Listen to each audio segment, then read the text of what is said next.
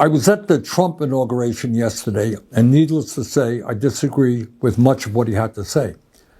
But what really struck me, however, is not what he said, which was not surprising given his rhetoric, but what he didn't say. The simple truth is that Donald Trump gave a major speech, the first speech of his second presidency, and ignored virtually every important issue facing the working families of this country.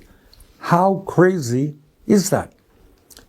Our healthcare system is broken, is dysfunctional, and it's wildly expensive. Not one word from Trump about how he is going to address the healthcare crisis. We pay by far the highest prices in the world for prescription drugs, sometimes 10 times more than the people in other countries. And 1 out of 4 Americans are unable to afford the prescriptions that their doctors prescribe. Not one word in his speech on the high cost of prescription drugs. We have 800,000 Americans who are homeless, and millions of people spending 50 or 60% of their limited income on housing. We have a major housing crisis in America. Everybody knows it.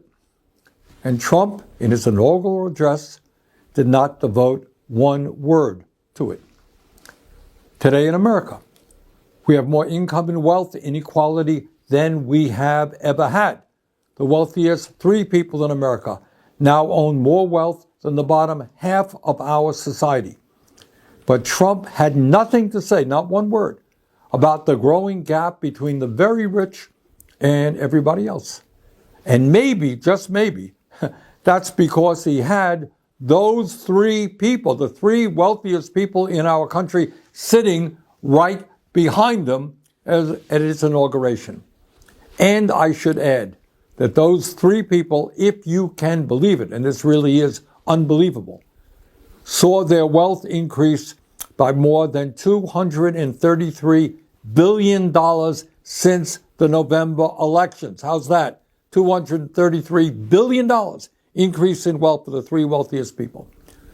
No wonder they were sitting right behind Donald Trump at his inauguration. They couldn't be happier. During his inaugural speech, Trump did not have one word to say about how we're going to address the planetary crisis of climate change. The last 10 years have been the warmest years ever recorded, and extreme weather disturbances and natural disasters are taking place all over the world, from Los Angeles to India, across Europe to North Carolina. Not one word from Trump about climate change, except, of course, to make it clear that he intends to make this horrific situation even worse with drill, baby, drill. Just brilliant.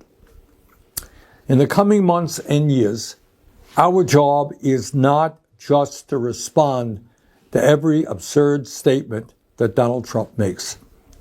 Our job is to stay focused on the issues that are of importance to the working families of our country, and in fact are widely supported by the American people. Let me just mention a few of them. Yes. Healthcare is a human right, and we must join every other major country in guaranteeing healthcare to all people through our Medicare for All single-payer program. Healthcare is a human right. Yes, we must take on the greed of Big Pharma and substantially lower the cost of prescription drugs in this country. Yes, we must build millions of units of affordable housing and low-income housing. Yes, we must make sure that all of our young people have the ability to get a higher education by making public colleges and universities tuition-free. Yes, we must work with the global community to combat climate change by cutting carbon emissions and transforming our energy system away from fossil fuel and into sustainable energy. Yes, we must pass legislation to raise the absurdly low federal minimum wage of $7.25 an hour to a living wage. of $17 an hour. Anybody who works 40 hours a week in this country should not be living in poverty. Yes, we must pass the PRO Act and make it easier for workers to join trade unions and grow the trade union movement in America. Yes, in order to help fund the needs of working families in this country, we must demand that the wealthiest people in this country, including those individuals sitting right beside Donald Trump at his inaugural, start paying their fair share of taxes.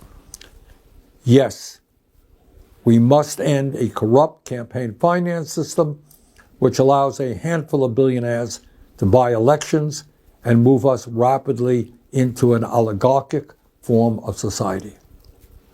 Bottom line, as we enter the new Trump presidency, we have got to remain focused. We cannot panic. No matter how many executive orders he signs, and no matter how many absurd statements he makes, our goal remains the same. We have got to educate, we have got to organize, we've got to put pressure on Congress to do the right things. And by the way, with Republicans only holding a 3 or 4 seat advantage in the House, we can stop them time and time again if we are organized. Finally, my friends, we have got to fight to create an America based on economic, social, racial, and environmental justice. That's what we've got to work on. Let's go forward. Let's do it. Thank you.